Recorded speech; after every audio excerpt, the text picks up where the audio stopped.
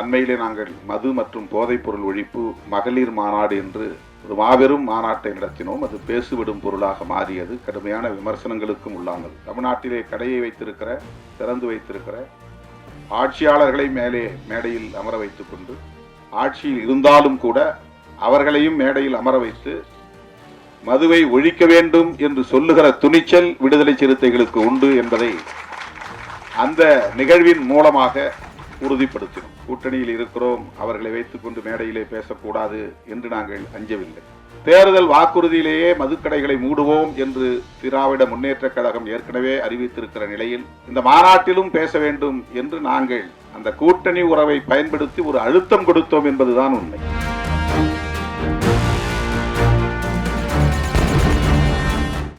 உங்களுக்கு தெரியும், அண்மையிலே நாங்கள் மது மற்றும் போதைப்பொருள் ஒழிப்பு மகளிர் மாநாடு என்று லட்சத்துக்கும் மேற்பட்ட பெண்களை திரட்டி ஒரு மாபெரும் மாநாட்டை நடத்தினோம். அது பேசுவிடும் பொருளாக மாறியது. கடுமையான விமர்சனங்களுக்கும் உள்ளானது.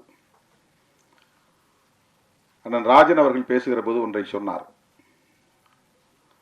தமிழ்நாட்டிலே மதுவை ஒழிக்க வேண்டும் என்று நாம் சொல்லுகிறோம்.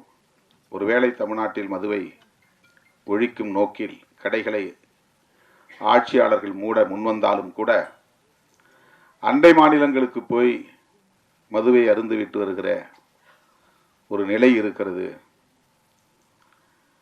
அல்லது அவர்கள் இங்கே வந்து திருட்டுத்தனமாக மதுவை விற்பனை செய்வதற்கான வாய்ப்பு இருக்கிறது. இதற்கு என்னதான் தீர்வு என்ற கேள்வியை எழுப்பிவிட்டு அவர் சொன்னார், தேசிய அளவில் எங்குமே மது இருக்கக்கூடாது என்ற கருத்தை சொன்னார். திருமாவளவன் இதை நாடாளுமன்றத்திலும் பேச வேண்டும் என்று சொன்னார். சொல்லிவிட்டு பேசியிருக்கிறார் என்று நம்புகிறேன் என்றும் சொன்னார். அவருடைய நம்பிக்கை வீண் போகவில்லை. நான் பேசினேன், மக்களவையில் பேசினேன். என் மீது அவர் வைத்திருக்கிற நம்பிக்கை எனக்கு வியப்பளிக்கிறது. நாடாளுமன்றத்தில் அப்படி நான் பேசுகிற போது மாண்புமிகு அமைச்சர் நிர்மலா சீதாராமன் அவர்கள் எழுந்து, நீங்கள் முதலில் தமிழ்நாட்டில் மதுவை ஒழித்துவிட்டு வாருங்கள், கள்ளக்குறிச்சியிலே பல பேர் உயிரிழந்திருக்கிறார்கள், அங்கே பேசாமல் இங்கே ஏன் பேசுகிறீர்கள் என்று எதிர்வினையாற்றினார். அது அரசியல் ரீதியான விமர்சனம். நாம் அதை கடந்து சிந்திக்கிறோம். தமிழ்நாட்டில் உள்ள இளைஞர்கள் மட்டுமல்ல, தமிழ்நாட்டில் உள்ள மனிதர்கள் மட்டுமல்ல, இந்தியா முழுவதும் மக்கள், நம் தேசத்து மக்கள் இதனால் பாதிக்கப்படக்கூடாது என்கிற பரந்த பார்வை நமக்கு உண்டு. ஆகவே மது ஒழிப்பு கொள்கையை தேசிய கொள்கையாக இந்திய ஒன்றிய அரசே ஏற்றுக்கொள்ள வேண்டும் என்பதை நான் நீண்ட காலமாக பேசி வருகிறேன். ஐயா இலக்கிய செல்வர் குமரியானந்தன் அவர்கள் என்னுடைய அலுவலகம் தேடி வந்து அப்படி ஒரு தீர்மானத்தை பல ஆண்டுகளுக்கு முன்னரே இயற்றியதை அறிந்து வந்து நேரிலே வந்து பாராட்டினார். மகாத்மா காந்தியை தேசிய தலைவராக நாம் ஏற்றுக்கொள்கிறோம். அவருடைய திருவுருவப் படங்களை ரூபாய் நோட்டிலும் தவறாமல் அச்சிடுகிறோம். அவருடைய கொள்கைகள் முக்கியமானவற்றுள் மது விலக்கு என்பது முதன்மையானது. அகிம்சை என்பது அவருடைய கொள்கைகளில் ஒன்று என்றால், மது விலக்கு என்பது முதன்மையான கொள்கைகளுள் ஒன்று. மகாத்மாவை தேசத்தந்தை என்று ஏற்றுக்கொண்டிருக்கிற நாம் அவருடைய உயிர் மூச்சான கொள்கைகளுள் ஒன்றான மதுவிலக்கை பொருட்படுத்துவதே இல்லையே.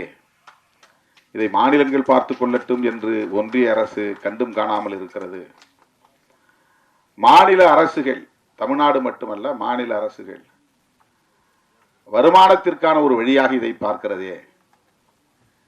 யார் எப்படி கெட்டு போனால் நமக்கென்ன என்கிற ஒரு அலட்சிய போக்கு மேலோங்கி இருப்பதாக தெரிகிறதே என்ற கவலை இன்றைக்கு நேற்றைக்கல்ல, பல 10 ஆண்டுகளாக எனக்கு உண்டு. அதை நான் பல மேடைகளில் பேசியிருக்கிறேன். பல மாநாடுகளில் தீர்மானங்களாக நிறைவேற்றியிருக்கிறோம். கள்ளக்குறிச்சியில் 60 பேர் உயிரிழந்ததும் நான் உடனடியாக அந்த பகுதிக்கு சென்று 2 நாள் இருந்து ஒவ்வொருவரின் வீடாக சென்று அந்த மக்கள் கத்தி கதறி அழுத நிலையில் அவர்களின் கைகளை பற்றி கொண்டு ஆறுதல் சொன்னேன். அவர்களுக்கு எம்மால் இயன்ற நிதி உதவியும் செய்தோம். உடனடியாக ஒரு ஆர்ப்பாட்டத்தையும் நடத்தினோம். அது போதாது என்கிற அடிப்படையில் மரக்காணத்தில் உயிரிழந்தவர்களையும் போய் சந்தித்து ஆறுதல் சொல்லிவிட்டு அவர்களுக்கும் நிதி உதவி செய்துவிட்டு அங்கே நான் அறிவிப்பு செய்தேன். மது மற்றும் போதைப் பொருள், மது மட்டுமல்ல, பல வகையான போதைப் பொருள் இன்றைக்கு புழக்கத்திற்கு வெளிப்படையாக வந்திருக்கின்றன. கஞ்சா போன்ற பல வகையான போதைப் பொருட்கள், ட்ரக்ஸ், போதை மாத்திரைகள் பள்ளி வளாகங்களிலே இப்போது கிடைக்கிறது. நகர்ப்புறங்களில் மட்டுமே புழக்கத்தில் இருந்த போதைப் பொருட்கள் இப்போது கிராமப்புறங்களிலும் ஊடுருவி இருக்கிறது. இந்த துயரத்தை, இந்த அவலத்தை எண்ணி இதற்கென்று ஒரு மாநாடு நடத்த வேண்டும் என்று அறிவிப்பு செய்து அதை ஒரு தேசிய கொள்கையாக இந்திய ஒன்றிய அரசே ஏற்றுக்கொண்டு எந்த மாநிலத்திலும் மதுக்கடைகள் திறக்கக்கூடாது, வருவாய்க்கு வேறு வழிகளை தேடிக்கொள்ள வேண்டும் என்று வழிகாட்டக்கூடிய ஒரு நிலைப்பாட்டை இந்திய ஒன்றிய அரசு மேற்கொள்ள வேண்டும் என்று வலியுறுத்தி தீர்மானம் நிறைவேற்றினோம். இப்போது பலரும் விமர்சித்தார்கள். தமிழ்நாட்டிலே கடையை திறந்து வைத்திருக்கிற ஆட்சியாளர்களை மேடையில் அமர வைத்துக் கொண்டு நீங்கள் தேசிய அளவிலே மதுவிலக்கு கொள்கையை பேசுவது எந்த வகையிலே நியாயம் என்று அரசியல் ரீதியான விமர்சனங்களை பேசினார்கள்.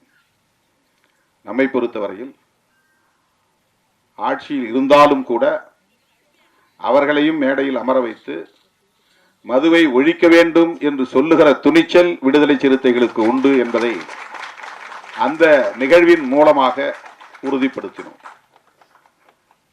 கூட்டணியில் இருக்கிறோம், அவர்களை வைத்துக் கொண்டு மேடையிலே பேசக்கூடாது என்று நாங்கள் அஞ்சவில்லை.